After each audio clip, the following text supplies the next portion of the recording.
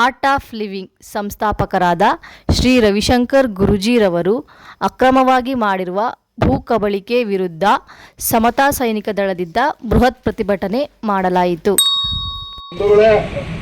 ಏನಿ ದಿನ ಸಮತಾ ಸೈನಿಕ ದಳದಿಂದ ಅಣ್ಣ ಡಾಕ್ಟರ್ ಜಿ ಗೋವಿಂದಣ್ಣ ಯುವ ಘಟಕ ರಾಜ್ಯಾಧ್ಯಕ್ಷರು, ನನ್ನ ಪ್ರೀತಿಯ ಗುರುಗಳು, ನನ್ನ ಪ್ರೀತಿಯ ಅಂಕಲ್ ನೇತೃತ್ವದಲ್ಲಿ ಈ ಹೋರಾಟ ಹಮ್ಮಿಕೊಂಡಿದ್ದೀವಿ.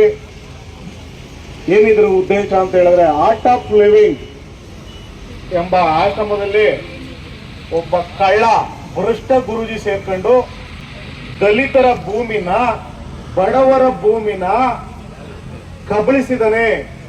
ಸರ್ಕಾರದಿಂದ 30 ವರ್ಷ ಪೀರಿಯಡ್ ಮಾಡ್ಕೊಂಡು ಈತ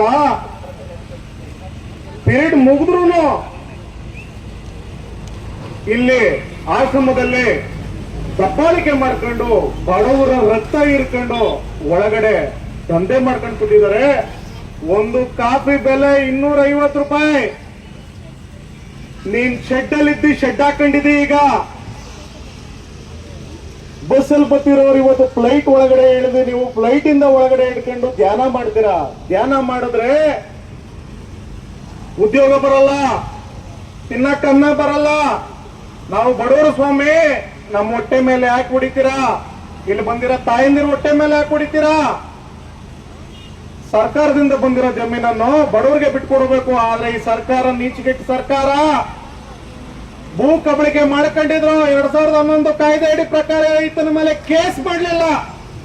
ನಿಮ್ ನಾಚಿಕೆ ಮಾನ ಮರ್ಯಾದೆ ಏನಿಲ್ವಾ? ಮಾನ್ಯ ಜಿಲ್ಲಾಧಿಕಾರಿಗಳೇ, ನಿಮಗೆ ಕಣ್ ಕಾಣ್ತಾ ಇಲ್ವಾ?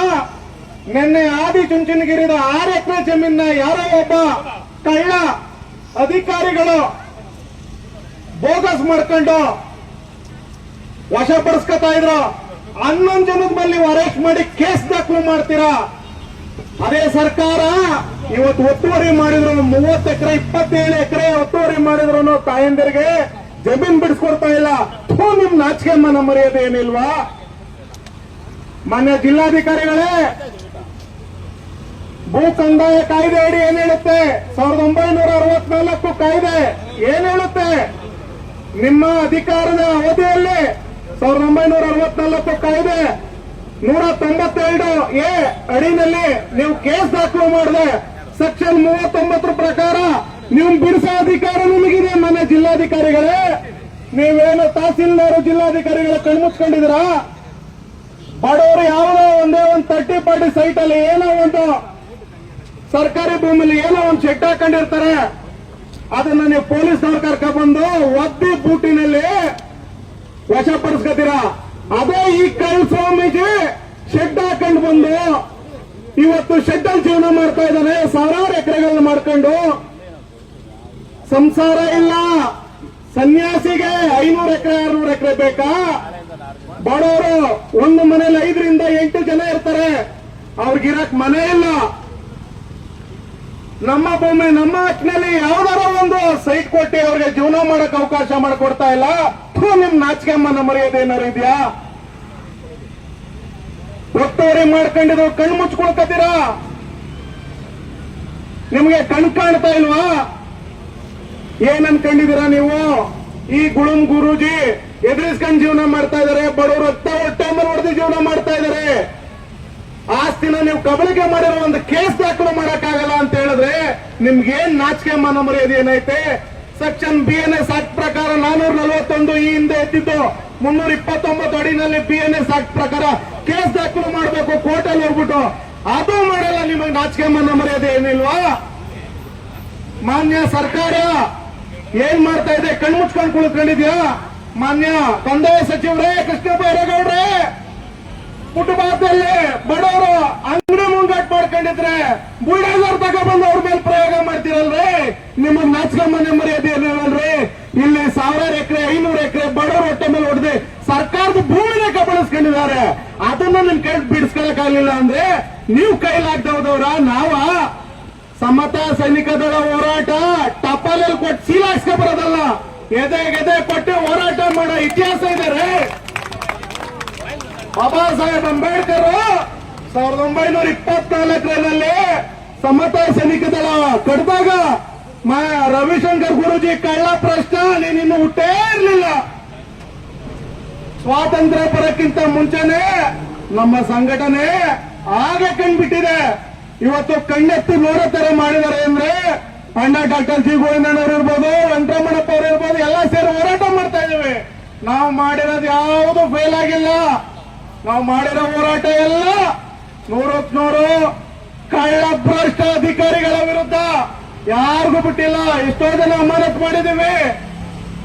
ನೀನಿಲ್ಲೇ ಅಕ್ರಮವಾಗಿ ಆಸ್ತಿ ಮಾಡ್ಕೊಂಡು ಪಕ್ಕದಲ್ಲಿ ಸಸ್ಕಿಯರ್ ಇಟ್ಕೊಂಡು ಮೋಜು ಮಸ್ತಿ ಮಾಡಕ್ಕಲ್ಲಪ್ಪ ನೀನಿಲ್ಲಿರೋದು. ಬಸ್ ಅಲ್ಲಿ ಓಡಾಡ್ತಿರೋ ಇವತ್ತು ಫ್ಲೈಟ್ ಅಲ್ಲಿ ಬಂದು ಇಳಿತೀಯ ಅಂದ್ರೆ ನೀನ್ ಮಾಡಿರೋ ಅಕ್ರಮಗಳೆಷ್ಟು? ಮೋದಿನೂ ಬರ್ತಾರೆ, PM ಬರ್ತಾರೆ, ಎಲ್ಲರೂ ಬರ್ತಾರೆ. ಎಲ್ಲರ ಹತ್ರ ಹಣ ವಸೂಲಿ, ಧ್ಯಾನ ಕುಂಡಿಸ್ಕೊಳ್ಳೋದು, ದುಡ್ಡು ಇಸ್ಕೊಳ್ಳೋದು, ಧ್ಯಾನ ಕುಂಡಿಸ್ಕೊಳ್ಳೋದು, ದುಡ್ಡು ಇಸ್ಕೊಳ್ಳೋದು. ಅದನ್ನ ನೀನ್ ಏನ್ ಮಾಡಿದ್ಯಪ್ಪ? ಬಡವ್ರಿಗೆ ಏನಾದ್ರು ಒಂದು ಕಿಂಚಿತ್ತು ಒಂದು ಬೇಳೆ ಎಷ್ಟು ನೀನ್ ಸಹಕಾರ ಮಾಡಿದ್ಯಾ? ಸರ್ಕಾರ ಒತ್ತುವರಿ ಮಾಡ್ಕೊಂಡಿದ್ರು, ಅವನ್ ಬೇಳೆ ಬಯಸ್ಕೊತಾ ಇದ್ರು, ಕಣ್ಣು ಮುಚ್ಕೊಂಡು ಕುಳಿತಿದೆ. ಮೊನ್ನೆ DK ಶಿವಕುಮಾರ್ ಸಾಹೇಬ್ರೆ, ಈ ಜಿಲ್ಲೆಯ ಮಗ, ನೀವು ದಿನ ಇದೇ ರೋಡಲ್ಲಿ ಓಡಾಡ್ತೀರಾ, ತಮ್ಮ ಕಣ್ಣಿಗೆ ಬಿದ್ದಿಲ್ವಾ? ತಮ್ಮ ಮೇಲೆ ಅಪಾರವಾದ ಗೌರವ ಇದೆ. ದಯಮಾಡಿ ಇಂಥ ಕಡ್ರು ಕಾಕ್ರು ನಾವು ಒತ್ತಿ ಲಾಟಿಲ್ ಹೊಡೆದು ಓಡಿಸ್ಬೇಕು. ಈ ಜಿಲ್ಲೆಯೆಲ್ಲ ಈ ಗಡಿನ ಬಿಟ್ಟು ಕಳಿಸ್ಬೇಕು, ಇದನ್ನ ಗಡಿ ಪಾರ್ ಮಾಡಬೇಕು ಅಂತ ನಾವು ಆದೇಶಿಸ್ತೀವಿ ಸಮತಾ ಸೈನಿಕ ದಳದಿಂದ. ದಯಮಾಡಿ ಈ ಒತ್ತುವರಿ ಜಮೀನು ತಾವು ಏನಾರ ಬಿಡಿಸ್ಕೊಡ್ಲಿಲ್ಲ ಅಂತ ಹೇಳಿದ್ರೆ ಮನೆ ಕೃಷ್ಣ ಬೈರೇಗೌಡ ಸಾಹೇಬ್ರೆ, ಕಣ್ಣು ಮುಚ್ಕೊಂಡು ಕುಡ್ಕೋಬೇಡಿ. ಏಸಿನಲ್ಲಿ ಫೀಲ್ಡ್ ಇಳಿದಿದ್ದೀರಾ, JCB ಇಳಿಸಿದ್ದೀರಾ, ಅದೇ JCB ತಗೊಂಡ್ಬಂದು ಗೋಡೆ ಉಳಿಸಿ.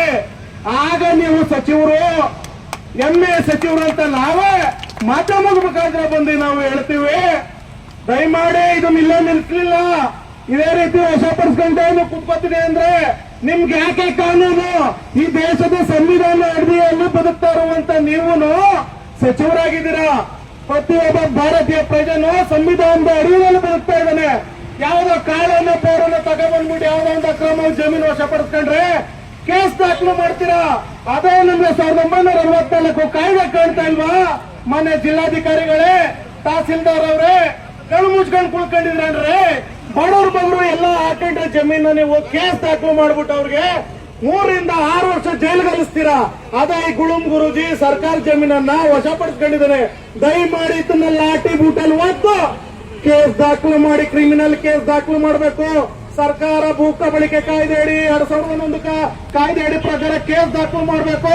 1964 ಭೂ ಕಂದಾಯಗಳ ಕಾಯ್ದೆ 192 ಬಾರಿಗೆ ಆ 39 ಅಡಿನಲ್ಲಿ ಕೇಸ್ ದಾಖಲು ಮಾಡಿ, ಕ್ರಿಮಿನಲ್ ಕೇಸ್ ದಾಖಲು ಮಾಡಿ ಇದನ್ನು ಒತ್ತಿ ಜೈಲುಗಟ್ಟಬೇಕು ಅಂತ ಸಮತಾ ಸೈನಿಕ ದಳದಿಂದ ಒತ್ತಾಯ ಮಾಡ್ತೀವಿ. ಏನಾದ್ರೂ ಮುಂದಿನ ದಿನದಲ್ಲಿ ನಡೀಲಿಲ್ಲ ಅಂತ ಹೇಳಿದ್ರೆ ಶಾಪ ದಿಂಬು ಚಳವಳಿನೂ ಆಯ್ತದೆ, ಅರೆಬೆತ್ತಲೆ ಹೋರಾಟನೂ ಮಾಡ್ಬೇಕಾಯ್ತದೆ. ಕಾಂಪೌಂಡ್ ರೋಡ್ಗೂ ನಾವು ಉಳಿಸಕ್ಕೆ ನಮ್ಗೆ ಎಲ್ಲಾ ಅಧಿಕಾರನೂ ಇದೆ ಅಂತ ಹೇಳ್ತಾ ನನ್ನ 2 ಮಾತನಾಡಲು ಅವಕಾಶ ಮಾಡಿಕೊಟ್ಟ ಎಲ್ಲ ಭೀಮ ಬಂಧುಗಳಿಗೂ ನನ್ನ ನಮಸ್ಕಾರಗಳು. ಜೈ ಭೀಮ್.